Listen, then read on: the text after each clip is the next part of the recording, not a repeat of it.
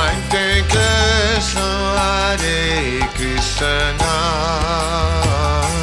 Krishna Krishna, Hare Hare. ओम ज्ञानतिमिरान्धस्य ज्ञानाञ्जनशलाकया चक्षुरुन्मिलितं येन तस्मै श्रीगुरवे नमः। मूकं करोति वाचालं पङ्गुं लङ्घयते गिरिं यत्कृपातमहं वन्दे श्रीगुरुदीनकारिणं परमानन्दमाधवं श्रीचैतन्यमीश्वरम्। अയ്യോ പോയി.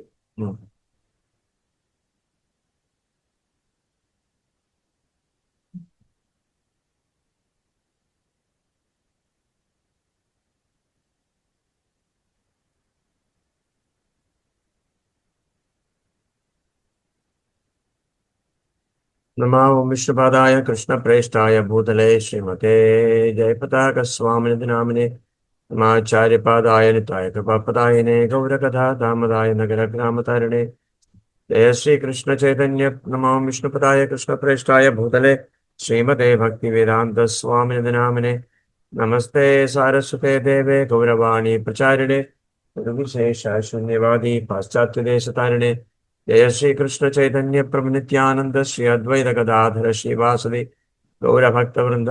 हरे कृष्ण कृष्ण कृष्ण हरे हरे, हरे राम राम राम हरे हरे।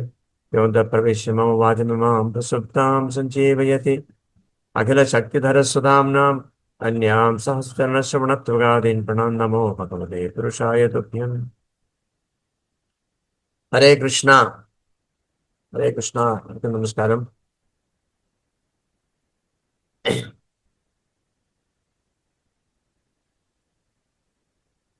ഹലോ, ആഡിബിൾ ആണോ എല്ലാവർക്കും? ആഡിബിൾ? അതെ പ്രഭു, കേൾക്കുന്നുണ്ട്. Some problem.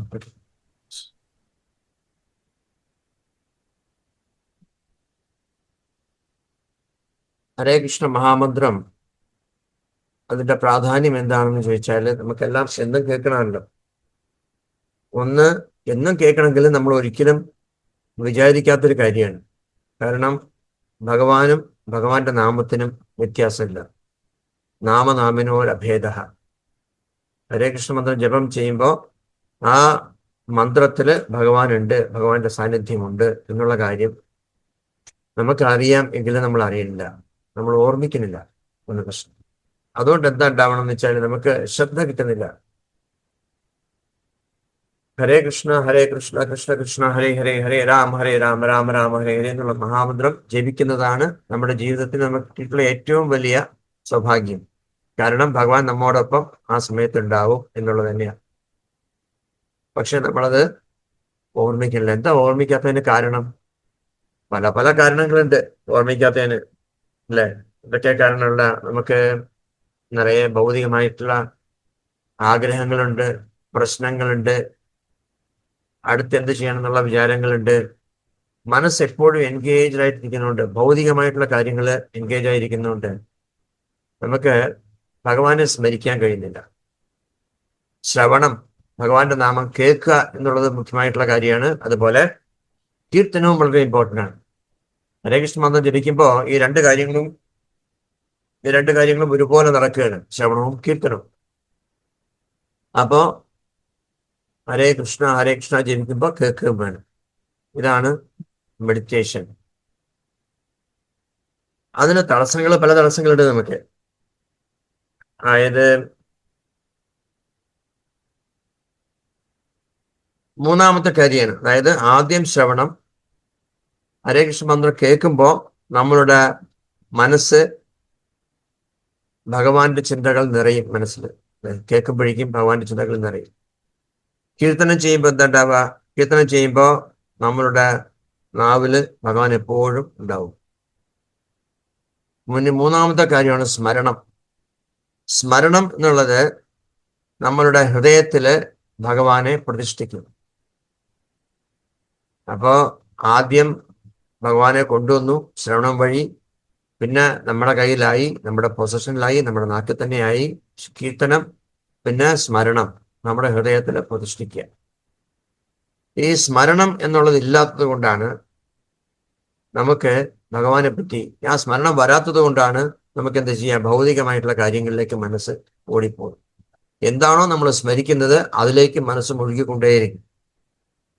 പ്രഭുപാദ് പറഞ്ഞിട്ടുണ്ട്, നമ്മൾ ലൈഫില് നമുക്ക് ഭഗവാനെ സ്മരിക്കാൻ കഴിഞ്ഞാൽ അതാണ് ജീവിതത്തിന്റെ വിജയം എന്ന് പ്രഭുപാദ് പറഞ്ഞു. അപ്പോ ആ സ്മരണം നമ്മൾ ബൈ ഫോഴ്സ് ചെയ്യാനുള്ളതല്ല. മനസ്സ് എന്താ സ്മരിക്കാത്തതെന്ന് വെച്ചിട്ട് ഫോഴ്സ് ആയിട്ട് നമ്മൾ ഭഗവാനെ സ്മരിക്കാൻ പറ്റില്ല. അതിന് എന്താ വേണ്ടത്? അതിന് വേണ്ടത് കൃഷ്ണ പ്രേമം, സ്നേഹം, പ്രേമം, അത് വേണം.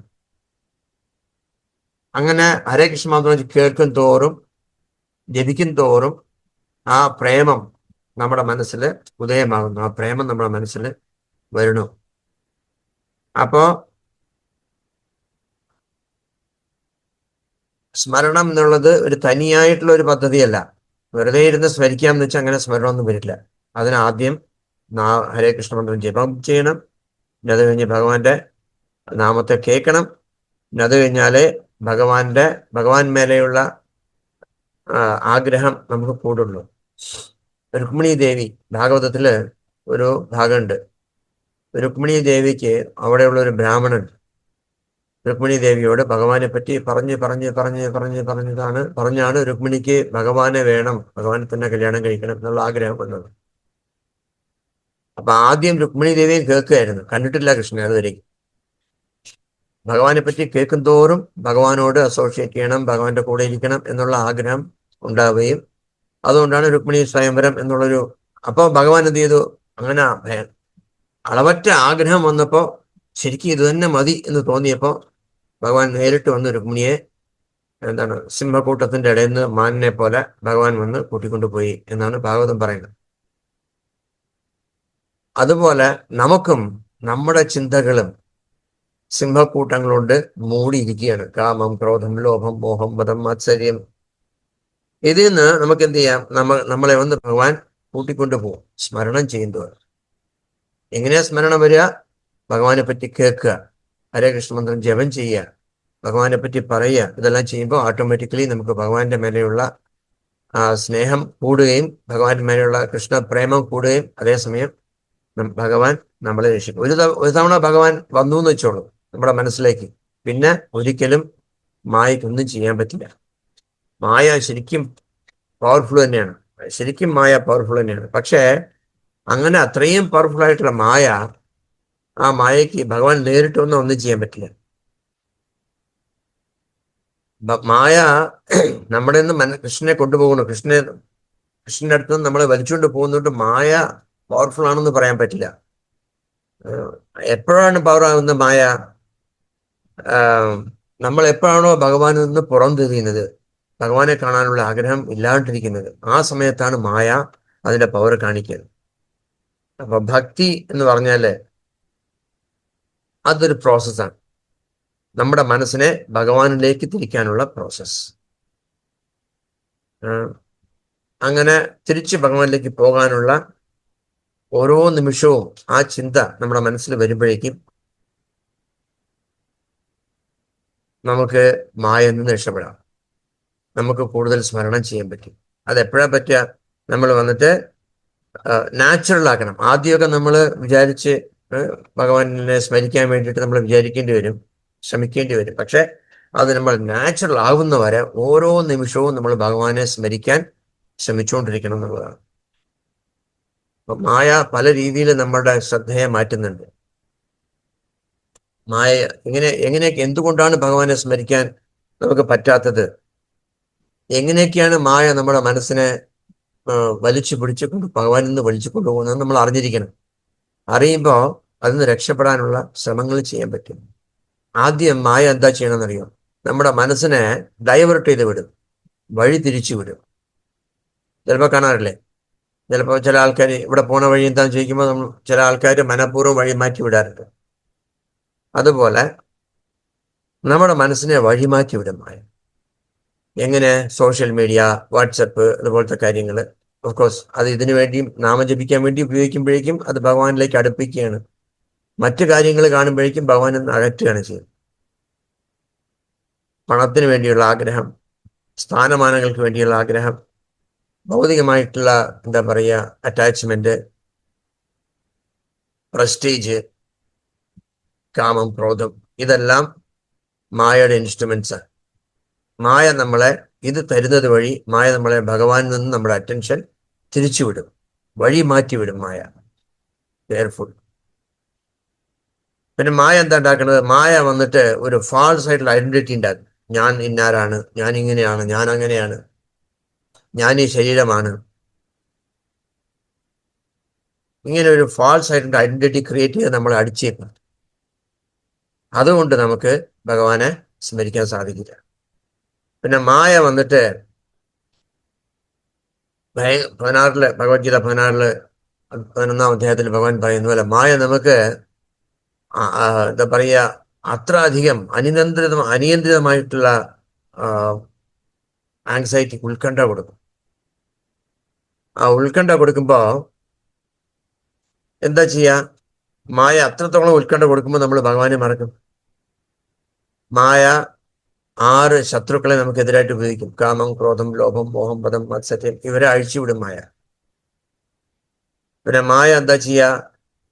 നമ്മുടെ ഡിവോഷൻ സർവീസിനെ മെക്കാനിക്കലാക്കി കളയും. മെക്കാനിക്കൽ എന്ന് പറഞ്ഞാൽ എന്താ? വെറുതെ ഹരേ കൃഷ്ണ ഹരേ കൃഷ്ണ കൃഷ്ണ കൃഷ്ണ ഹരേ ഹരേ ഹരേ രാമ രാമ രാമ രാമ ഹരേ. ഈ പാട്ടിൽ മാത്രം, ഈ സൗണ്ടിൽ മാത്രം നമ്മൾ ശ്രദ്ധിക്കില്ല. നമ്മളിങ്ങനെ പാടിക്കൊണ്ടിരിക്കും. മെക്കാനിക്കലായിട്ട് ഒരു സൈഡിൽ ജപം നടന്നുകൊണ്ടിരിക്കും, വേറെ സൈഡിൽ മനസ്സ് വ്യാപരിച്ചുകൊണ്ടിരിക്കും. ഇങ്ങനെ മായ നമ്മൾ എന്ത് ചെയ്യും? മായ നമ്മളെ നമ്മുടെ ഡിവോഷൻ സർവീസ് മെക്കാനിക്കലാക്കും. കേൾക്കാതെ ജീവിക്കുക. പിന്നെ പ്രഭുപാദിന്റെ ബുക്ക് വായിക്കുമ്പോൾ അർത്ഥം മനസ്സിലാക്കാണ്ട് വെറുതെ വായിച്ചു പോവുക. ന്യൂസ് വായിക്കുന്ന പോലെ ഒന്നും ഉള്ളില് കയറാണ്ടിരിക്കുക.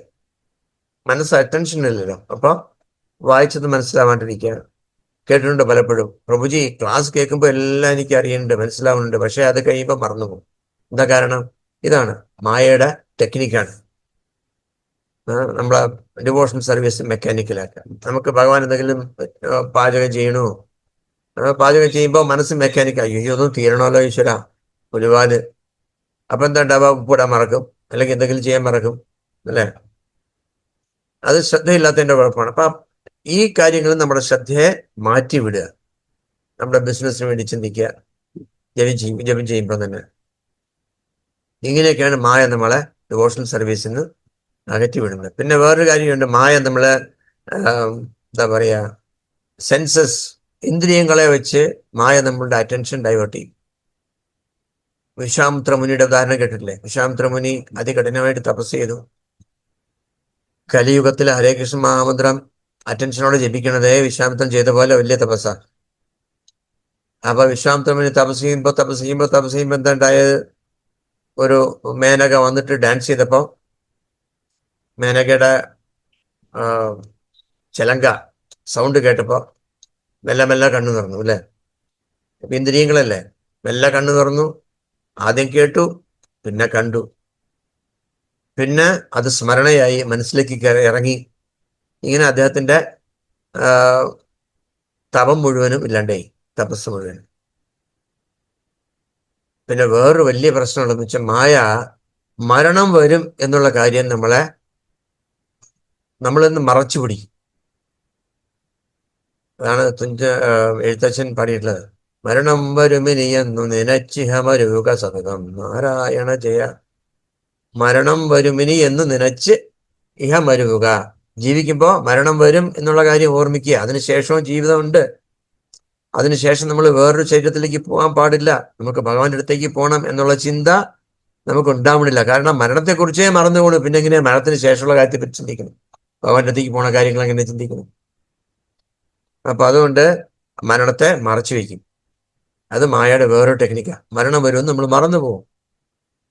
പിന്നെ വേറൊരു കാര്യം, നമ്മളുടെ ശ്രദ്ധയില്ലായ്മ, അതിനെ മായ ഒന്ന് ചൂഷണം ചെയ്യും. ഇങ്ങനെയൊക്കെയാണ് മായ നമ്മളെ ഡൈവേർട്ട് ചെയ്ത് വിടുന്നത്, നമ്മുടെ അറ്റൻഷൻ. ഇതുകൊണ്ടാണ് നമുക്ക് ഭഗവാനെ സ്മരിക്കാൻ പറ്റാത്തത്.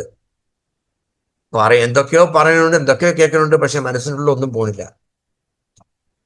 ഇതൊക്കെയാണ് പ്രശ്നങ്ങൾ. മായ ഇങ്ങനെയൊക്കെ ഇതൊക്കെ ടെസ്റ്റാണ് ആക്ച്വലി. ഈ മായ ഭയങ്കര തന്നെയെന്ന് വിചാരിക്കാൻ പാടില്ല. കാരണം ഇതാണ് ടെസ്റ്റ്. പണ്ട് കാലത്ത് ഞങ്ങള് വേദാധ്യയനത്തിന് പോകുമ്പോൾ ഒരു ടെസ്റ്റ് ഉണ്ട്.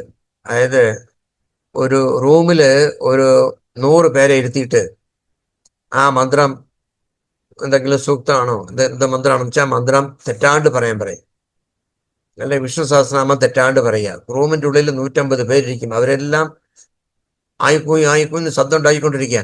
അതിൻ്റെ ഇടയിൽ നമ്മൾ ആ മന്ത്രം തെറ്റാണ്ട് പറയണം. സാധാരണ അമ്പലത്തിലൊക്കെ കാണാറില്ലേ, ഇതിനൊരു ട്രെയിനിങ് ആണ്. അമ്പലത്തിലൊക്കെ കാണാറില്ലേ, പൂജാരി പൂജ ചെയ്യുന്ന സമയത്തോ അർച്ചന ചെയ്യുന്ന സമയത്തോ അല്ലെങ്കിൽ തൂവുന്ന സമയത്തോ ഒക്കെ മന്ത്രങ്ങളുണ്ട്. ആ മന്ത്രം തെറ്റാതെ പറയാൻ ഇങ്ങനെയാണ് ടെസ്റ്റ്. കാരണം എന്താ, ആ സമയത്ത് ചെണ്ടമേളം ഉണ്ടാവും, വാദ്യഘോഷം ഉണ്ടാവും, മൈക്കുന്ന ഉണ്ടാവും. അതിലൊന്നും ശ്രദ്ധിക്കാണ്ട് നമ്മൾ ആ മന്ത്രത്തിൽ ശ്രദ്ധിക്കണം എന്നുള്ള ട്രെയിനിങ് ആണ്. അതുപോലെ അനവധി ചിന്തകള് ബഹളം ഉണ്ടാക്കിക്കൊണ്ടിരിക്കുക മനസ്സിൽ. ഇതിന്ന് രക്ഷപ്പെടണമെങ്കിൽ നമ്മൾ എന്ത് ചെയ്യണം? നമ്മള് ആ മായയുടെ ഡിസ്ട്രാക്ഷൻ ഇല്ലാണ്ടാക്കണമെങ്കിൽ നമുക്ക് ഒരേ ഒരു വഴി എന്താണെന്ന് വെച്ചാല് സ്മരണം തന്നെയാണ്. കൃഷ്ണസ്മരണം. ഭഗവാന്റെ നാമങ്ങൾ കേൾക്കുക, ഭഗവാന്റെ നാമങ്ങൾ ജപിക്കുക, ഭഗവാനെ സ്മരിക്കുക. അങ്ങനെ നമ്മുടെ ഓരോ പ്രവൃത്തികളും, നമ്മുടെ ജീവിതത്തിൽ ചെയ്യുന്ന ഓരോ പ്രവൃത്തികളും ഭഗവാനുമായിട്ട് കണക്ട് ചെയ്യാനുള്ള ബുദ്ധി നമുക്ക് വേണം, കണക്ട് ചെയ്യണം. ഇതാണ്. അപ്പോൾ അങ്ങനെ ചെയ്യുകയാണെങ്കിൽ മായയ്ക്ക്, ഉദാഹരണം സൂര്യൻ, ഒരു മേഘം മൂടി കിടക്കുന്ന അന്തരീക്ഷത്തില് സൂര്യനെ നമ്മൾ കാണുന്നില്ല. എന്താ, മേഘം സൂര്യനെക്കാട്ടിലും പവർഫുൾ ആയതുകൊണ്ടാണോ കാണാണ്ടിരിക്കുന്നത്? അല്ല, സൂര്യനെ മറയ്ക്കുന്നില്ല മേഘം. മേഘം മറയ്ക്കുന്നത് നമ്മുടെ വിഷൻ, നമ്മുടെ കാഴ്ചയാണ്. നമ്മുടെ കാഴ്ചയിൽ സൂര്യനെ കാണുന്നില്ല എന്ന് മാത്രമേ ഉള്ളൂ. നമ്മുടെ കണ്ണിനെയാണ് മറയ്ക്കുന്നത്, സൂര്യനെ മറയ്ക്കാൻ പറ്റില്ല. അതുപോലെ കൃഷ്ണനെ മറയ്ക്കാൻ പറ്റില്ല, കൃഷ്ണനെ ഇൻഫ്ലുവൻസ് ചെയ്യാൻ പറ്റില്ല മായയ്ക്ക്. അപ്പൊ എന്താ ചെയ്യുക? നമ്മുടെ ചിന്തകളെ മാറ്റിവിടുക, ഡൈവേർട്ട് ചെയ്യുക പല പല പല രൂപത്തില്. അതുകൊണ്ട് നമ്മൾ കെയർലെസ് ആയിട്ട് ശ്രദ്ധയില്ലാണ്ട് ചാൻഡ് ചെയ്ത് കഴിഞ്ഞാൽ, ജപിച്ചു കഴിഞ്ഞാൽ നമുക്ക് എന്നാലും നല്ലത് തന്നെയാണ് ജന്മം, പക്ഷെ താമസം എടുക്കും. കൃഷ്ണപ്രേമം കിട്ടാൻ താമസിക്കും, ഭഗവാനെ സ്മരിക്കുന്നതിൽ താമസം നേരിടും. അതുകൊണ്ട് നമ്മള് ഭഗവാനെ സ്മരിച്ചുകൊണ്ട് ജപിക്കണമെങ്കിൽ നന്നായിട്ട് കേൾക്കുക, നന്നായിട്ട് ജപിക്കുക. അക്ഷരം തെറ്റിപ്പോണ്ട് ഹരേ കൃഷ്ണ രാമകൃഷ്ണ എന്നൊന്നും പറയാണ്ട് ഹരേ കൃഷ്ണ കൃഷ്ണ കൃഷ്ണ ഹരേ ഹരേ, ഹരേ രാമ രാമ രാമ ഹരേ ഹരേ. ഇങ്ങനെ ഓരോ സിലബിളും ഓരോ നാമവും ശരിക്ക് കേട്ട്, കൃഷ്ണ പ്ലീസ് ദയവ് ചെയ്ത് ഒരിക്കലും അവിടുത്തെ മറക്കാൻ എനിക്ക് ഇടവരുതേ, ഒരിക്കലും കൃഷ്ണ ഞാൻ അവിടുത്തെ മറന്നു പോകരുതേ എന്ന് പ്രാർത്ഥിക്കുക. അത് ഭഗവാനോട് പ്രാർത്ഥിച്ചുകൊണ്ട് നമ്മൾ ചെയ്യുമ്പോൾ ഓട്ടോമാറ്റിക്കലി നമുക്ക് എന്ത് കിട്ടും? ഭഗവാനെ സ്മരിക്കാനുള്ള ശക്തി കിട്ടും. അതുകൊണ്ട് ഹരേ കൃഷ്ണ മഹാമന്ത്രം ജപിക്കുമ്പോൾ ഒരിക്കലും മെക്കാനിക്കലായിട്ട് ജപിക്കാണ്ട് നല്ലോണം നല്ല ശ്രദ്ധയോടെ കേട്ടുകൊണ്ട് ജപിക്കുക. പ്രഭുപാദരുടെ ബുക്ക് വായിക്കുമ്പോൾ എന്തെങ്കിലും ചിന്തിച്ചിട്ട് വായിക്കാണ്ട് അത് വായിച്ച കാര്യങ്ങൾ മനസ്സിലാക്കാൻ വേണ്ടി വായിക്കുക, അതിനുവേണ്ടി ശ്രമിക്കുക. ഇങ്ങനെ നമുക്ക് സ്മരണം കൂട്ടാൻ സാധിക്കും. സ്മരണം കൂട്ടും തോറും നമ്മുടെ കൂടെ ഭഗവാൻ ഉണ്ടാവും. നമ്മുടെ കൂടെ ഭഗവാൻ ഉണ്ടാവും തോറും മായയ്ക്ക് നമ്മളെ വലിച്ചഴച്ചു കൊണ്ടുപോകാൻ പറ്റില്ല ജനിമൃതിയിലേക്ക്. പുനരഭിജനനം, പുനരഭിമരണം, ആ ഒരു എന്താ പറയാ ഭീകരാവസ്ഥയിലേക്ക് നമ്മളെ വലിച്ചഴക്കാൻ മായയ്ക്ക് സാധിക്കില്ല. മായയുടെ ടെസ്റ്റ് നമ്മൾ പാസ്സാവും. ഇതെല്ലാം മായയുടെ ടെസ്റ്റാണ് ശരിക്കും. ഇത് പാസ്സായി കഴിഞ്ഞാൽ മായയ്ക്ക് നമ്മളോട് ദേഷ്യമല്ല വരിക, നമ്മളോട് സന്തോഷം വരിക. കാരണം മായ ശ്രീ പാർവതിയാണ്, മായ ഭഗവാന്റെ ബഹിരംഗ ശക്തിയാണ്. അതിനു വേണ്ടിയിട്ട് ഇങ്ങനെ സീരിയസ് ഇല്ലാത്ത ആൾക്കാരെ വെറുതെ എന്താണ് പറയുക, ഒരു കളിയായിട്ടുള്ള രൂപത്തിൽ ഭഗവാനെ സ്മരിക്കാൻ വേണ്ടിയിട്ട് ശ്രമിക്കുക, നാമം ജപിക്കുക.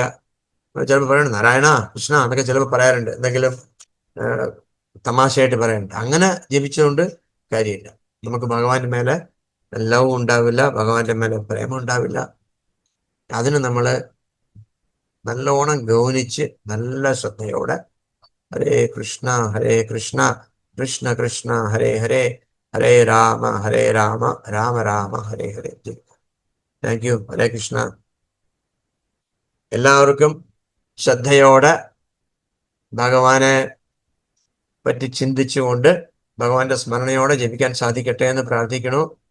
ജഗന്നാഥ് ബലദേവ സുഭദ്ര സുദർശൻ അവരുടെ അനുഗ്രഹം കൊണ്ട് എല്ലാവരും നല്ലോണം ജപിച്ച് എല്ലാവർക്കും കൃഷ്ണപ്രേമം കിട്ടട്ടെ എന്ന് പ്രാർത്ഥിക്കുന്നു. ഹരേ കൃഷ്ണ.